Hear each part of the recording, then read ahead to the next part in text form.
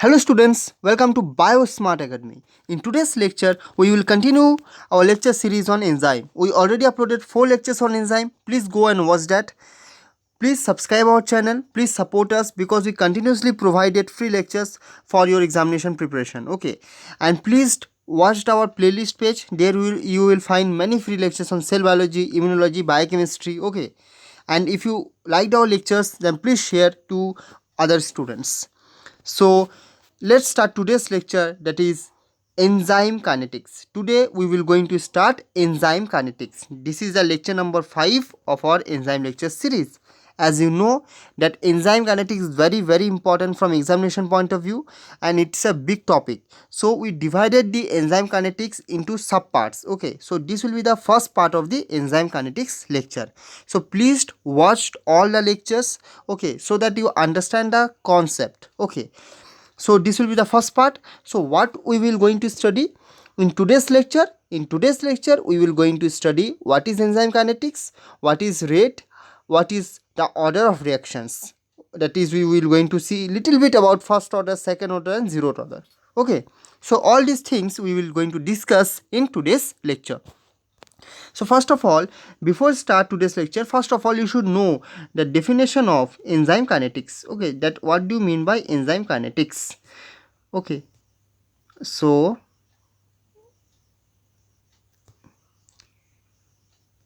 okay, so what is enzyme kinetics?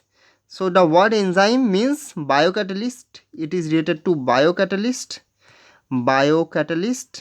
and kinetics is related to rate of reaction. Okay, rate of reaction. So if we combined, we can say that enzyme kinetics is used to determine the rate of reaction. Okay, determine the rate of reaction. Clear? Or we can also say that enzyme kinetics is used for the quantitative study of enzyme catalysis. Enzyme catalysis. Okay, or we can also say that enzyme kinetics measure the reaction rate,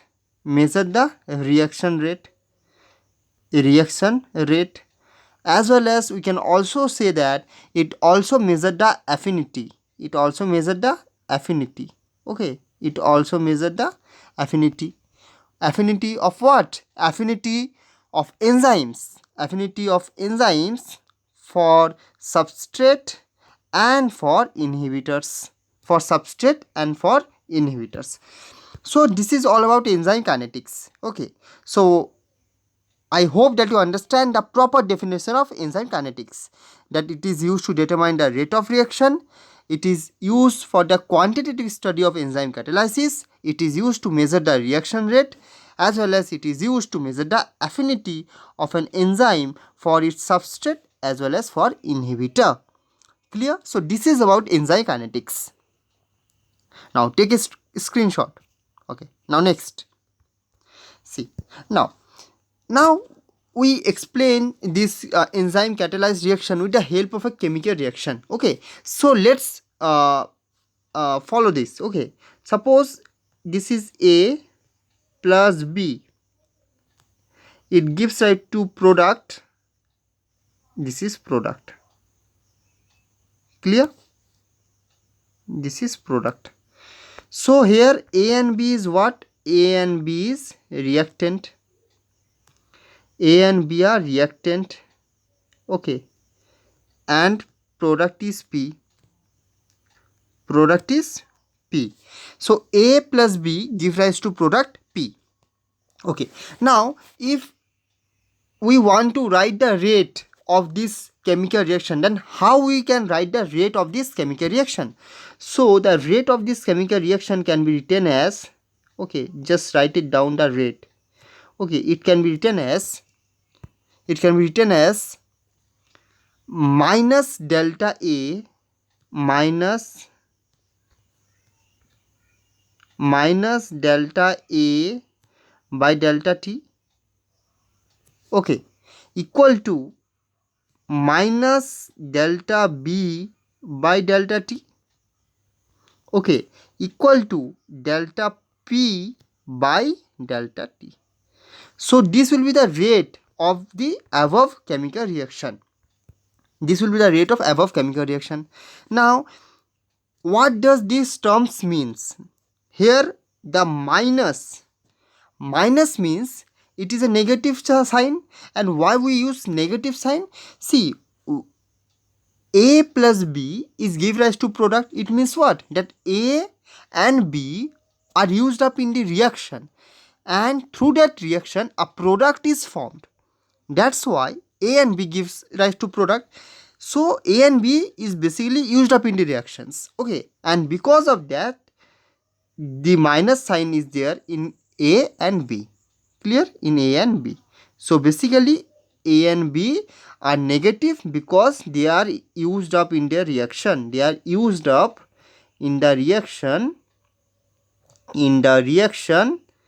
to give rise to product. To give rise to product P. Clear? That's why it is minus delta A minus delta B. Now, what is this delta means? What is this delta means? This delta means, remember always, delta means change. Delta means change. Clear? So change for what? Change in entropy may be possible, change in enthalpy. So if delta S is there, change in entropy. If delta H is there, change in enthalpy. If delta G is there, change in Gibbs free energy. So similarly, here delta A and delta B, it means here is a change in the concentration of A moles per liter, or you can say change in the concentration of B moles per liter. So delta A means and delta B means change in concentration of A, change in concentration of A moles per liter. Similarly, delta B means change in concentration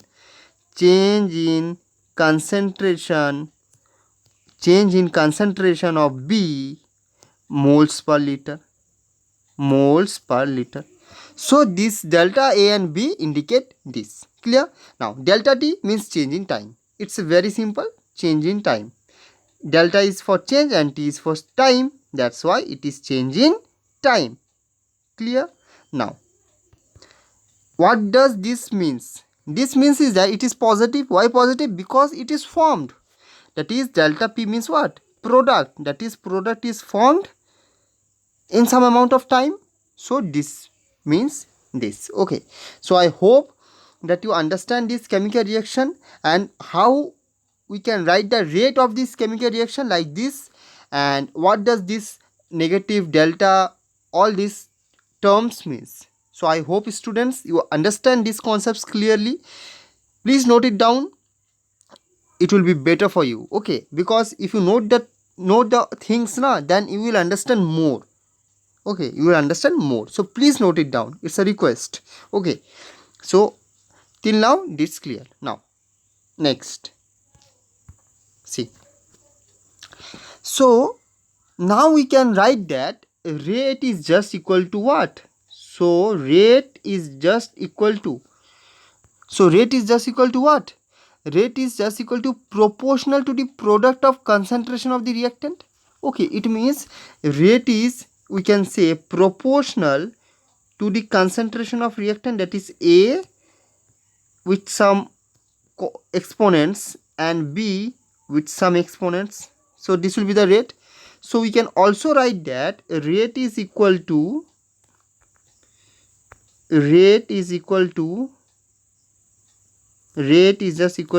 K A to the power C, which is exponent, and B to the power D, which is also exponents. Okay, so this is rate, we can write that. So this will be your rate. Clear? Now what does this K means? This K means rate constant. Clear? Okay, and what does this C and this D means? So this C and this D means exponents. These are the exponents. And How these exponents came? These exponents can be measured experimentally. These exponents can be measured experimentally. Okay. So I hope that you understand the concepts of the rate. Okay. So please note it down till now. Okay. Next. Now understand some basic thing, a very little thing about first order reaction, second order reaction, and zeroth order reaction. Okay. So first we discuss little bit about the first order reaction. Okay. So just write it here, first order reaction. First order reaction. First order reaction. Okay. So this will be the first order reaction. Okay. Just write it down. So what do you mean by first order reaction? Okay, just write it in terms of chemical reaction. Suppose A is a reactant is converted into product P. It converted into product P. Clear? Now, if we want to write the rate of this reaction, what will be the rate? I already mentioned, just rate is directly proportional to the A to the power 1. Okay, why 1? Because it is a first order reaction, that's why the exponent will be 1. So rate will be just equal to k a to the power 1. Clear? So this will be the equation for first order reaction, that is rate will be just equal to k a to the power 1. So this is the first order reaction. Clear? Where you can say that rate will increase as we increase the concentration of reactant. Means what? As we increase the A, that is a concentration of reactant, rate will be automatically increase, that is K will be you can say increase. Okay. Now if I draw the graph for the first order reaction, just draw it. A simple graph is there. Okay. So this is the x-axis and y-axis. In the okay, just I have to remove some of the things. Okay, now just draw. So this will be the graph. Okay, clear? Now so the graph for the first order reaction. Okay, so this will be the reactant, that is A, or you can see concentration of the reactant increase like this. Okay, and this will be the rate on the y-axis, and it will be increased like this. Okay, so what does first order indicate? As we know that first order indicate that rate is just equal to k a to the power 1. So the graph will be like this, because in first order rate will increase as we increase the concentration of reactant, that is A. So this will be the graph for first order. Okay, so student, I hope you understand the first order reaction. So please note down. Okay, this is very basics. Okay, I will take a special class on chemical kinetics. Okay, where I will teach you in details about the order, molecularity, first order, second order, zeroth order, nth order, all these things in details. But today up to this will be enough for you all. Okay, clear? Now next. Now understand about the second order reaction. Sorry. Okay, now understand about the second order reaction. So this is the second order reaction. Just write down second order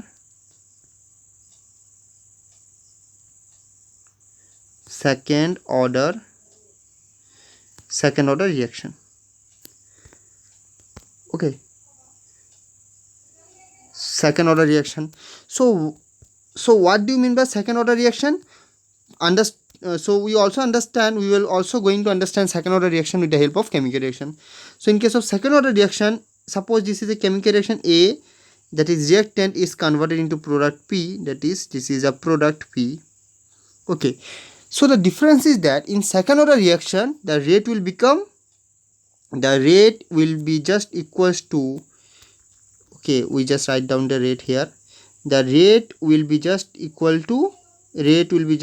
to k a to the power 2. Okay, k a to the power 2. So this will be the rate.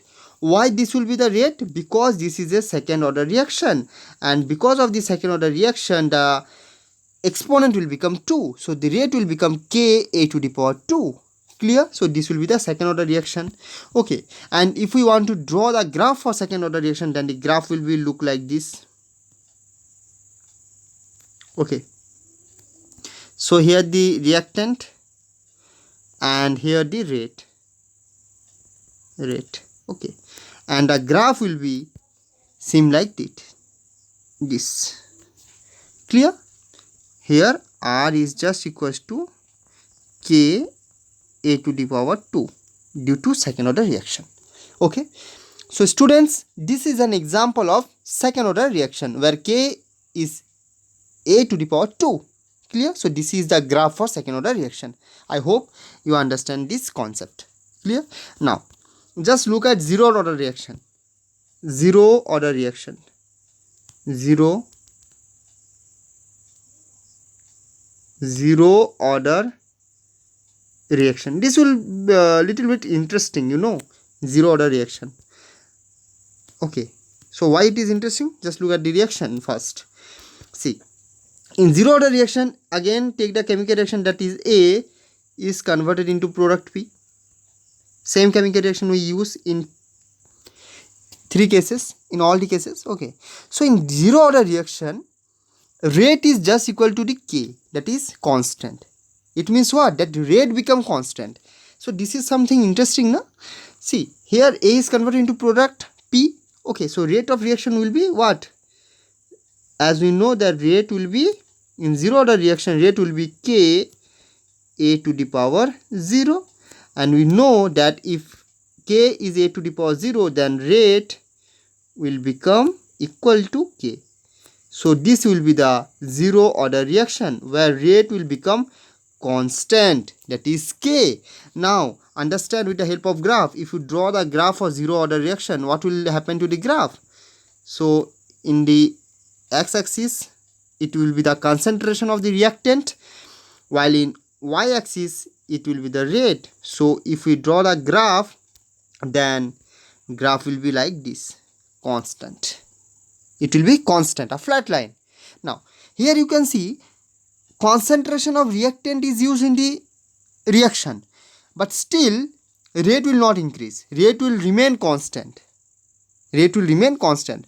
But remember one thing, concentration is basically going to decrease and decrease, but rate will remain constant. So this is a zero order reaction. This is a zero order reaction. Okay, so I hope student you understand all these things. Okay, now there is another one thing important that I basically want to mention you, that so why it is such that the concentration of reactant will go as an increase, but still the rate will remain the constant. Why it is such? Because note it down, in case of zero order reaction, reaction, the rate which is constant does not depend on the concentration of reactant. The rate does not depend on the concentration, does not depend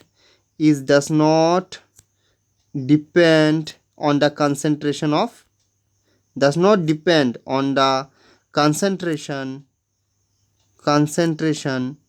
of reactant. Okay, it means what?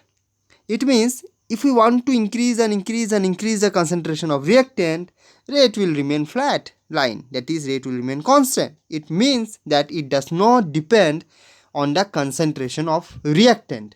Okay, but it may be depend on some other factors, such as if there is some catalyst is there. Okay, so if there is some catalyst, it may be depend on that catalyst. But remember this point, in zero order reaction, rate does not depend on the concentration of reactant, either it increase or decrease. It does not depend at all. Clear? I hope student you understand all this concept. So in today's lecture we all discuss all these basic things about enzyme kinetics. Okay, in our next lecture we will going to discuss about the effect of substrate on rate of reaction. Okay, that's a very important lecture. Okay, so if you like the lecture, please subscribe it, please share, and please support us. We need your support. Thank you.